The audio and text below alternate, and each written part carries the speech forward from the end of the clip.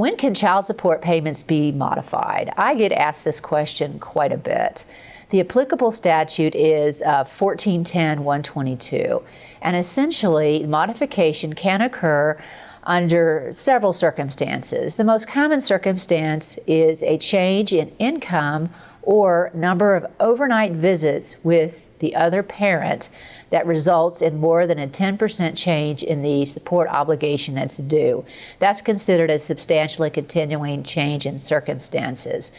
Other bases for modifying child support are less common, and that would be if there isn't a provision in the child support order that addresses the payment of health insurance, uninsured co-pays, and similar medical expenses for the child. Don't see that as often because usually the courts do address that in the original order.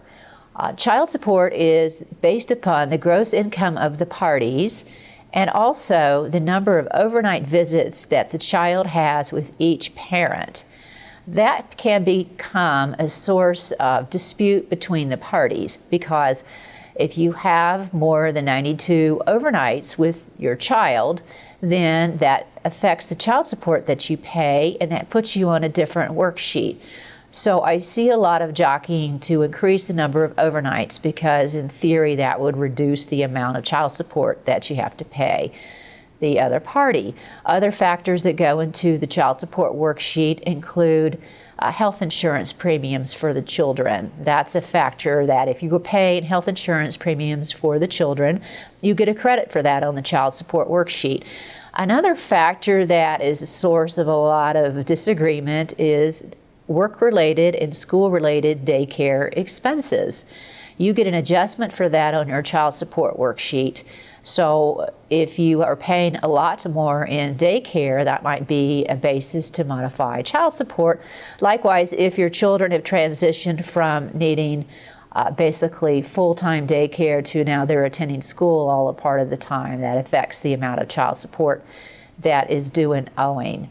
Other factors would include travel expenses where for the child where one of the parents is living out of town and the child has to travel to see that parent. Factors also would include a private school tuition. All those go into the child support worksheet.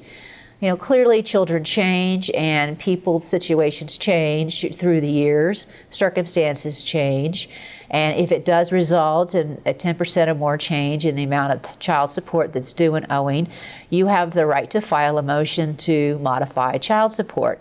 Keep in mind that the court cannot modify child support if you don't have a motion pending. And the other issue that people run into is they have a change in circumstances and then there is a delay in filing their motion to modify child support. A child support once a child support payment becomes due and owing, it is essentially a judgment for that month. So if you have a child support amount that you think is too high in January and you wait until February to file your motion to modify, the court can't do anything about payments that occurred prior to you filing your motion. So if you think there has been a change in circumstances that warrants a modification of child support, you should act promptly and contact an attorney. We handle a lot of modification hearings here at Lewis and Matthews, and we'd be happy to assist you. We can run worksheets for you while you're here in the office and get an idea as to whether it might be beneficial for you to pursue a child support modification.